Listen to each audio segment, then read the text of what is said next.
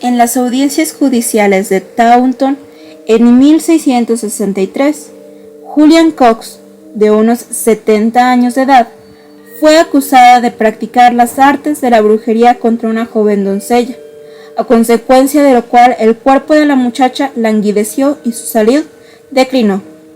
Antes que nada, se recogieron pruebas de su brujería. Un testigo, un cazador, juró que un día, mientras cazaba cerca de la casa de Julián, levantó una liebre y los perros la persiguieron muy cerca hasta que se refugió en un matorral. Cuando lo rodeó hasta el otro lado para ponerla a salvo de los perros, vio a Julian Cox arrastrándose por tierra, jadeando casi sin aliento. Ella era la liebre, y había tenido el tiempo justo de decir el conjuro que le había devuelto la forma de mujer antes de que los perros la atrapasen. Otro hombre juró que un día había pasado por delante de la casa de Julian Cox, y ésta, que estaba sentada en la puerta fumando en pipa, lo invitó a sentarse con ella. Él aceptó y, de pronto, ella gritó: «¡Vecino, mira qué cosa más bonita!». Y lo que el hombre vio fue un sapo monstruoso entre sus propias piernas, mirándolo fijamente a los ojos. Intentó darle un manotazo, pero no lo consiguió, y Julian le dijo que, si dejaba de intentar pegarle, el animal no le haría daño. Pero él se asustó y volvió a su casa, y le contó a su familia que había visto uno de los diablos de Julian Cox. Sin embargo, incluso en su casa volvió a aparecer el sapo entre sus piernas, y aunque lo cogió y lo cortó en pedacitos, cuando volvió con su pipa, allí se encontró al sapo. Intentó quemarlo, pero no pudo. Después trató de golpearlo con una vara, pero el sapo iba de un lado a otro del salón, huyendo de él. Al cabo de un rato, el sapo dio un grito y desapareció al fin, y nunca más volvió a molestarlo. Un tercer testigo juró que un día, mientras ordeñaba, Julian Cox pasó por el patio en el que se encontraba, y de pronto se agachó y se puso a hacer marcas en el suelo durante un rato. Y, mientras duró esto, el ganado se volvió loco, y algunos animales se lanzaron de cabeza contra los árboles, y la mayoría no tardó en morir. Juzgando lo sucedido como señal de que estaban embrujados, les cortó las orejas a los animales y las quemó, pero cuando estaban ardiendo en el fuego, apareció Julian Cox muy alterada y furiosa, gritando que la habían maltratado sin motivo alguno, y, acto seguido, se acercó al fuego con mucha agilidad, cogió las orejas y se calmó de inmediato. Por las leyes de la brujería, era ella la que estaba ardiendo, no las orejas de los animales. Un cuarto testigo, tan digno de crédito como el anterior, juró haber visto entrar volando por la ventana de la habitación de Julian Cox a la propia Julian, con su forma humana. Testimonios todos ellos que dieron veracidad y fundamento a la acusación de la doncella. La doncella servía en cierta casa a la que Julian había ido un día a pedir limosna, pero a la doncella le respondió enfadada que no conseguiría nada allí, así que Julian le dijo que se arrepentiría de su descortesía antes de caer la noche. Y así fue, pues empezó a tener convulsiones, y les pedía a gritos a todos los de la casa que la salvasen de Julian porque la veía siguiéndola.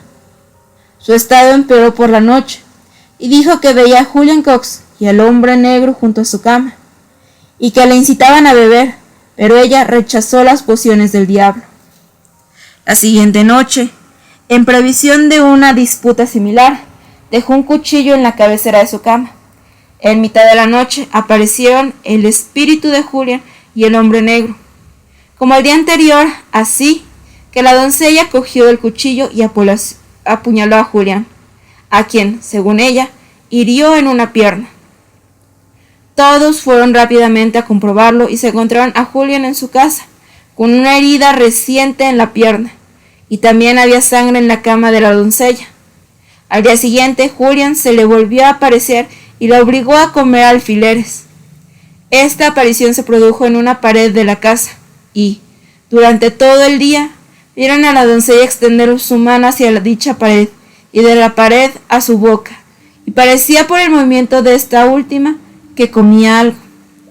Así pues, cuando anocheció, todavía lanzando gritos contra Julián, la desvistieron y vieron su cuerpo cubierto de grandes hinchazones y bultos, en los que había alfileres enormes, 30 o más, que, según ella, Julian Cox, cuando estaba en la pared, le había obligado a tragarse. ¿Acaso no bastaba con eso para colgar a una docena de Julian Cox?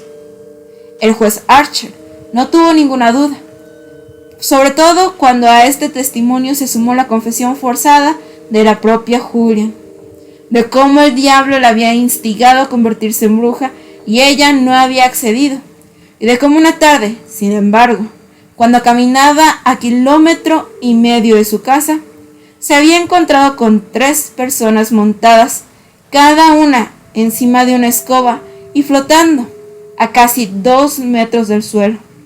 Conocía a 2 de ellas, una bruja y un brujo que habían sido ahorcados por brujería unos años antes, pero era la primera vez que veía a la tercera. Un hombre negro.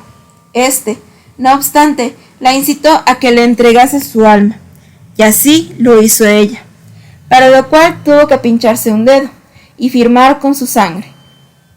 De modo que, sobre la base de su propia exposición de los hechos, así como del fidedigno testimonio de testigos de confianza, Julian Cox era una bruja y actuaba siguiendo el dictado del verso horrible.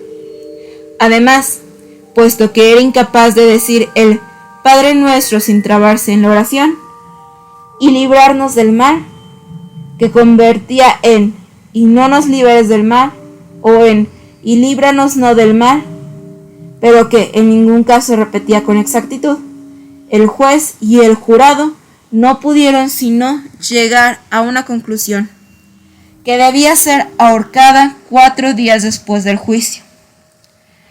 Pero algunos de los menos obnubilados y entontecidos criticaron duramente al juez Archer por su celo y precipitación, y declararon abiertamente la inocencia de la pobre Julian, cuando ya ninguno bien podía hacer esa defensa a su cadáver estrangulado.